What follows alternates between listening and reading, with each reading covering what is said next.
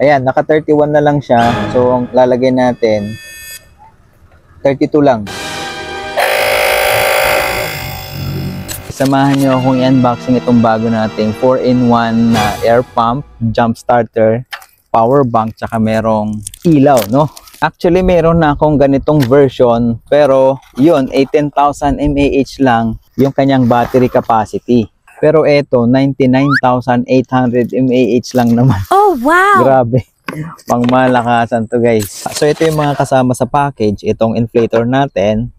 Ito para sa battery. Ang tawag pala dito, guys, ay smart clip, no? Meron kasi nito yung normal clip lang, yung medyo ordinary, no? Tapos ito naman yung para sa tire inflator. Tapos merong charging cable. Tapos itong mga adapters or yung mga pins. So ito naman yung kanyang input tsaka output port, no? Tapos ito yung para sa tire inflator. Buksan natin.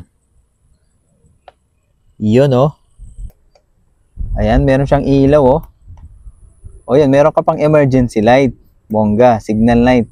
Itong taas na to, yung kanyang actual value. Ibig sabihin, yung current na PSI ng gulong natin, no? Tapos ito namang ilalim, yung gusto nating ilagay na value, no? So dahil harap to, lalagay natin 32. Ayan, naka 31 na lang siya. So ang lalagay natin 32 lang.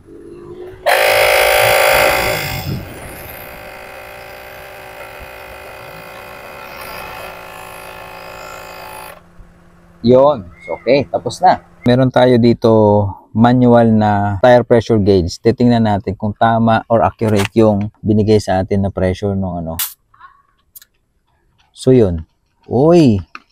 Etong kada guhit niyan, ano yan? Ang bilang niyan, 2, 4, 6, 8, 10, hanggang 40, di ba?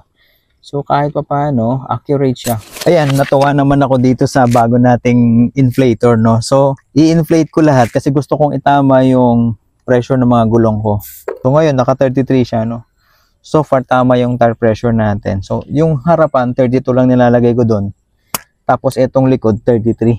So, ayun, hindi natin matetest yung sa battery kasi okay pa naman yung battery ko, no? So, pero meron tayong kilala na mayroong problema yung battery. Try natin to sa kanya sa ibang araw na, no? Malaking bagay ito, lalo kung naglo-long drive kayo, magkakaroon kayo ng peace of mind kasi meron kayong mga backup na device na ganito, no? Sakali lang maflatan, ganon. So, ayan, kung kailangan nyo ng mga ganito, actually, mas mura to kaysa dun sa isang pre-note ko dati. Tapos, mas malaki pa yung capacity nito. 99,800 mAh lang naman, no? So, ayan, ilalagay ko yung link dyan sa baba kung gusto nyo mag-order.